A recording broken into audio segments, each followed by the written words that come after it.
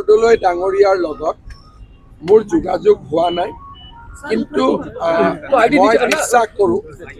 মই বিশ্বাস কৰোঁ যে প্ৰদ্যুৎ বৰদলৈ ডাঙৰীয়াই এতিয়া আৰু কংগ্ৰেছত থকাৰ প্ৰয়োজনীয়তা নাই। তেওঁ নিশ্চিতভাৱে বিজেপিত যোগদান কৰা উচিত আৰু মই তেওঁক ভাৰতীয় জনতা পাৰ্টিত যোগদান কৰিবলৈ আমন্ত্ৰণ জনাইছোঁ।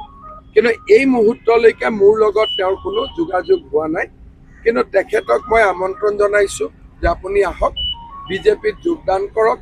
কাৰণ কোনো সনাতনী হিন্দু মানুহ বৰ্তমান কংগ্ৰেছ দলত থাকিব নোৱাৰে। ভূপেন বৰাক যিধৰণে আমি সন্মান দিছোঁ, আপোনাকো আমি তেনেধৰণে সন্মান দিম। আপুনি আহি আমাৰ পাৰ্টিত যোগদান। বৰদলৈ ডাঙৰীয়াৰ লগত মোৰ যোগাযোগ হোৱা নাই, কিন্তু মই বিশ্বাস কৰোঁ যে প্ৰদ্যুৎ বৰদলৈ ডাঙৰীয়াই এতিয়া আৰু কংগ্ৰেছত থকাৰ প্ৰয়োজনীয়তা নাই। তেওঁ নিশ্চিতভাৱে বিজেপিত যোগদান কৰা উচিত আৰু মই তেওঁক ভাৰতীয় জনতা পাৰ্টিত যোগদান কৰিবলৈ আমন্ত্ৰণ জনাইছোঁ।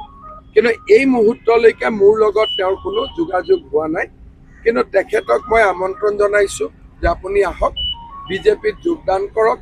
কাৰণ কোনো সনাতনী হিন্দু মানুহ বৰ্তমান কংগ্ৰেছ দলত থাকিব নোৱাৰে।